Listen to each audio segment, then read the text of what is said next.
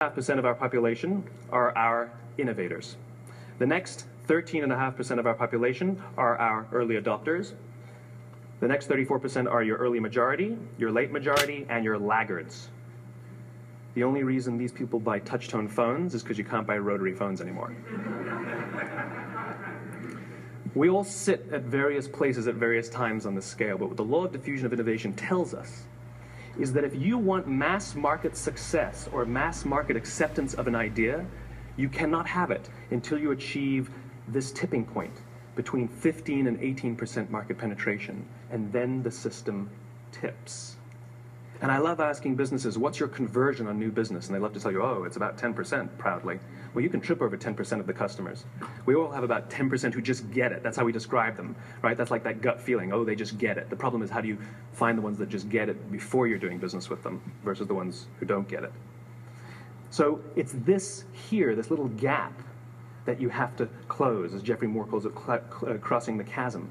Because you see, the early majority will not try something until someone else has tried it first.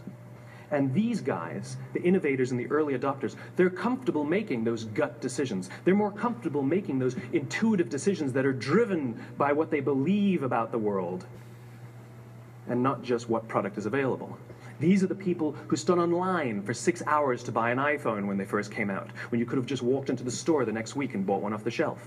These are the people who spent $40,000 on flat-screen TVs when they first came out, even though the technology was substandard. And by the way, they didn't do it because the technology was so great. They did it for themselves. It's because they wanted to be first. People don't buy what you do, they buy why you do it. And what you do simply proves what you believe. In fact, people will do the things that prove what they believe. The reason that person bought the iPhone in the first 6 hours, or stood in line for 6 hours, was because of what they believed about the world and how they wanted everybody to see them. They were first. People don't buy what you do, they buy why you do it. So let me give you a famous example, a famous failure and a famous success of the law of diffusion of innovation. First, the famous failure. It's a commercial example. As we said before a second ago, the recipe for success is money and the right people and the right marketing conditions, right? You should have success then. Look at TiVo. From the time TiVo came out about 8 or 9 years ago to this current day, they are the single highest quality product on the market. Hands down, there is no dispute. They were extremely well funded. Market conditions were fantastic. I mean, we use TiVo as a verb. I TiVo stuff on my piece of junk Time Warner DVR all the time. But TiVo is a commercial failure. They've never made money. And when they went IPO, their stock was at about $30 or $40 and then plummeted, and it's never traded above 10. In fact, I don't think it's even traded above 6, except for a couple of little spikes.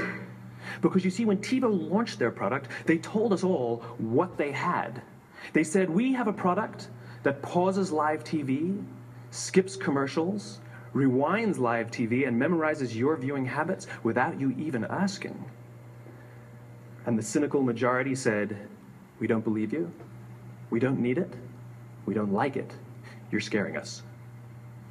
What if they had said, if you're the kind of person who likes to have total control over every aspect of your life, boy, do we have a product for you. It pauses live TV, skips commercials, memorizes your viewing habits, etc., etc. People don't buy what you do, they buy why you do it, and what you do simply serves as the proof of what you believe. Now let me give you a successful example of the law of diffusion of innovation. In the summer of 1963, 250,000 people showed up on the Mall in Washington to hear Dr. King speak. They sent out no invitations, and there was no website to check the date. How do you do that? Well, Dr. King wasn't the only man in America who was a great orator. He wasn't the only man in America who suffered in a pre-civil rights America. In fact, some of his ideas were bad. But he had a gift. He didn't go around telling people what needed to change in America. He went around and told people what he believed. I believe, I believe, I believe, he told people. And people who believed what he believed took his cause and they made it their own, and they told people. And some of those people created structures to get the word out to even more people. And lo and behold, 250,000 people showed up on the right day, on the right time to hear him speak. How many of them showed up for him? 0. They showed up for themselves.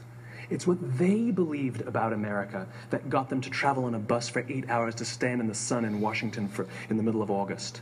It's what they believed, and it wasn't about black versus white. 25% of the audience was white. Dr. King believed that there are 2 types of laws in this world, those that are made by a higher authority and those that are made by man. And not until all the laws that are made by man are consistent with the laws that are made by the higher authority will we live in a just world. It just so happens that the civil rights movement was the perfect thing to help him bring his cause to life. We followed not for him, but for ourselves. And by the way, he gave the I have a dream speech, not the I have a plan speech.